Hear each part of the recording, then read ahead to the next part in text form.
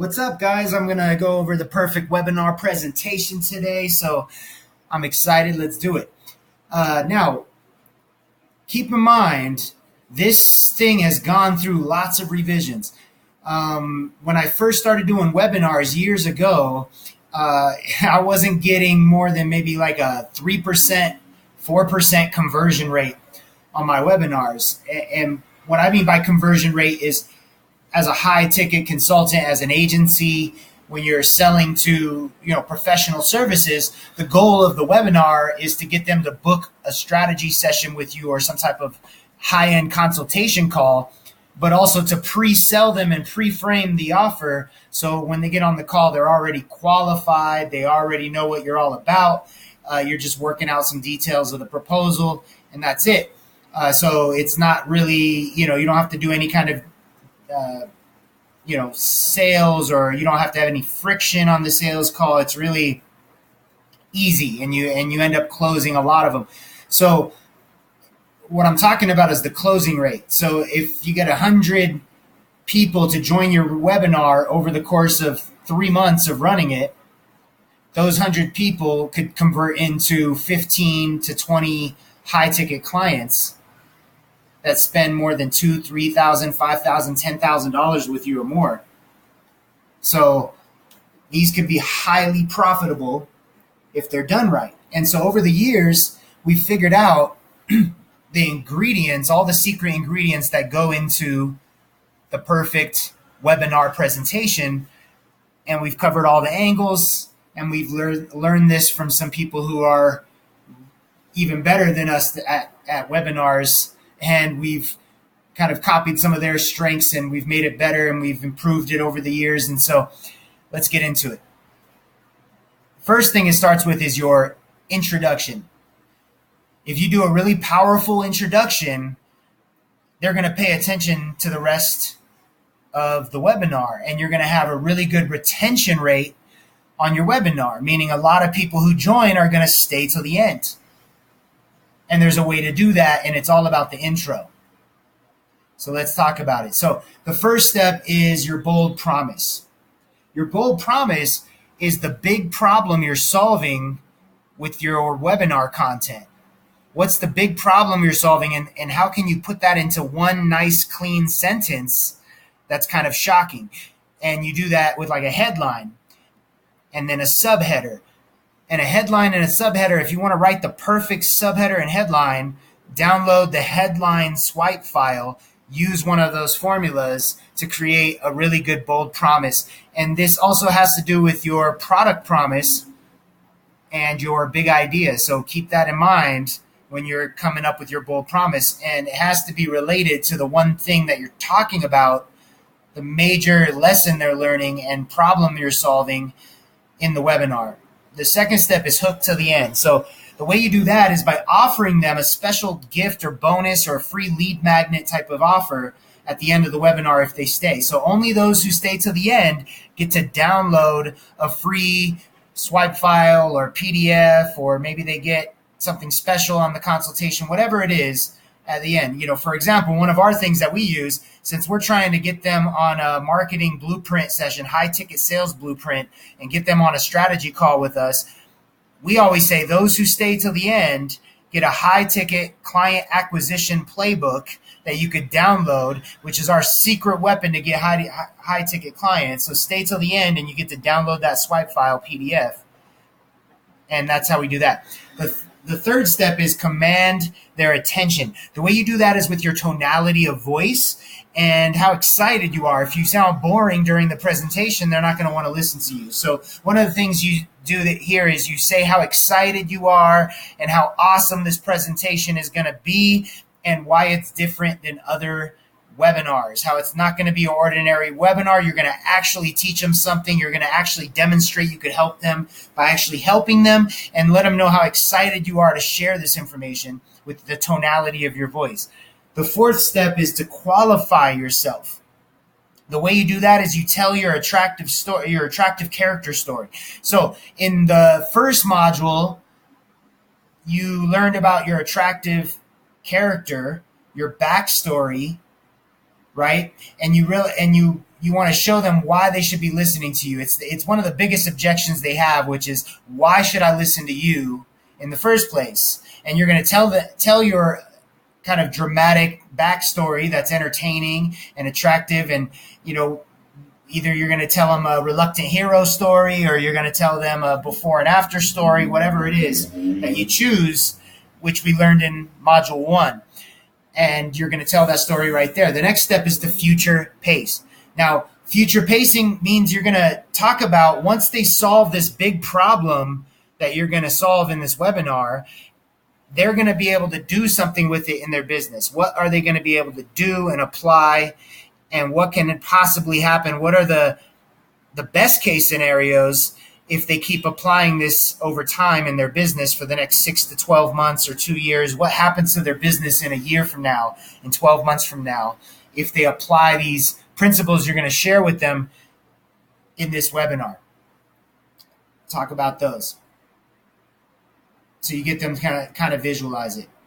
The next step is, this is when you get into the content, the actual lesson plan of your webinar. And really, each webinar you do should only have one major problem you're focusing on, one thing, the one thing that you're focusing on, which is like a major problem in their business.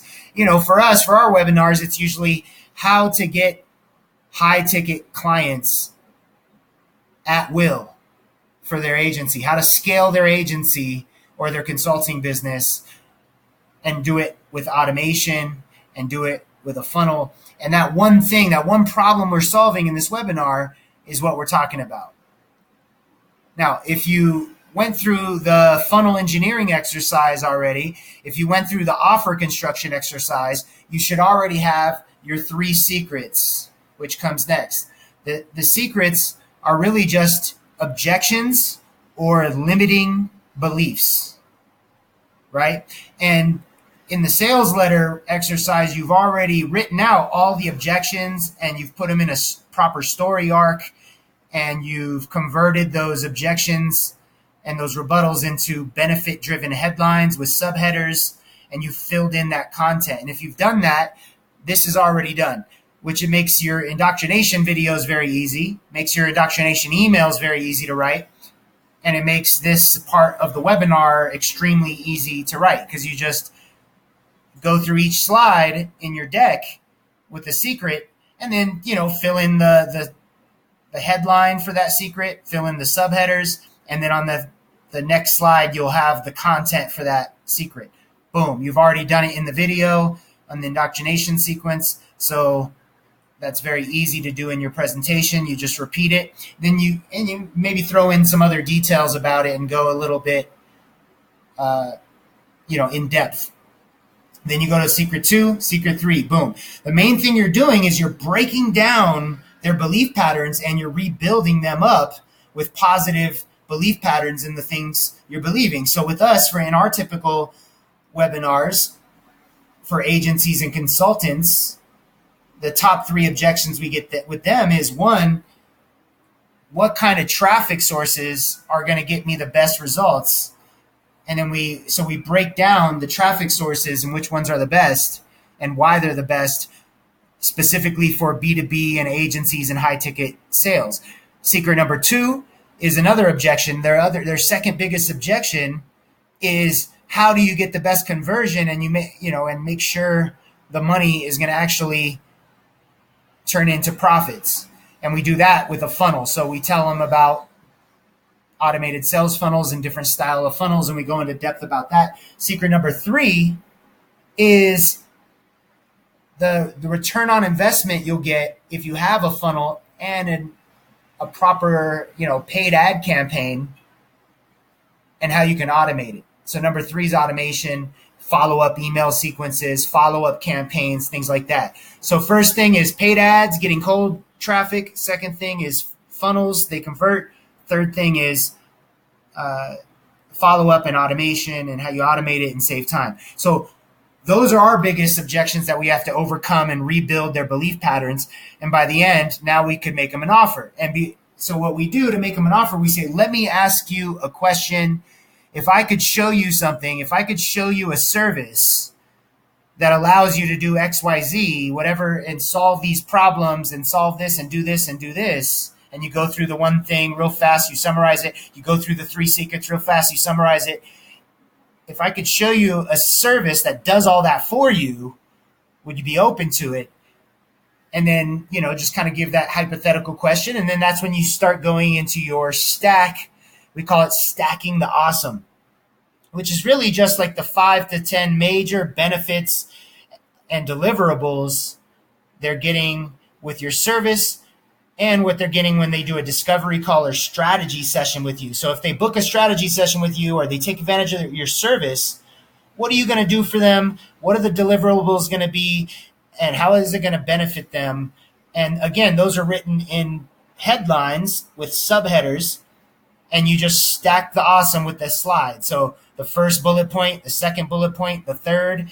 Finally, after all of those benefits are on the screen at the same time, that's when you say, if I could do all of this for you, would it be worth XYZ or X amount of dollars? So you're giving them the price, like a really high price. It's also called a false close. So you're giving them the true value of your service. So let's say you charge $5,000, but you let them know your service is worth $8,000 or $10,000, and people have paid $10,000 for your service before.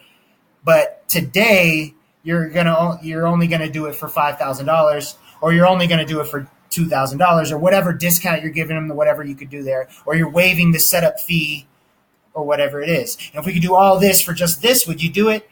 Well, then go ahead and book a call. I'd like to work with you, and boom. But even after you say book a call, or you tell them to click the button below and take advantage of your course or whatever it is, that's when you make sure you stack all the closes. So for every benefit that you're giving them, the benefit about money, the benefit about the information and knowledge and secrets you're sharing them, the benefit of how you've already done it before in the proven system, whatever it is, they're going to have objections. And if you've already written your sales letter, you've already seen these objections before I'm showing you. And so these are risk reversals. These are all the different, saving face, all the different types of closes you could do that are based on their objections and limiting beliefs. And you stack all those at the end. And then finally, again, go back to the call to action. So when you're stacking all these awesome, benefits, you're tying them in to a certain frame of mind and belief. So that's the end of this presentation. I hope you enjoyed it. Go ahead and download the PowerPoint template presentation. So you're going to have the perfect webinar PowerPoint presentation file down below. Click that, download it. So that's a slide deck, like a really generic slide deck that you could easily change and tweak and stylize for your brand and your business, which has this entire framework already built into it. Just go ahead and download that swipe file, tweak it to fit, your one thing and your secrets and your offer, and then pop that into your webinar funnel, and you're good to go. So I hope you enjoyed today's lesson. Look forward to the next one. Take care.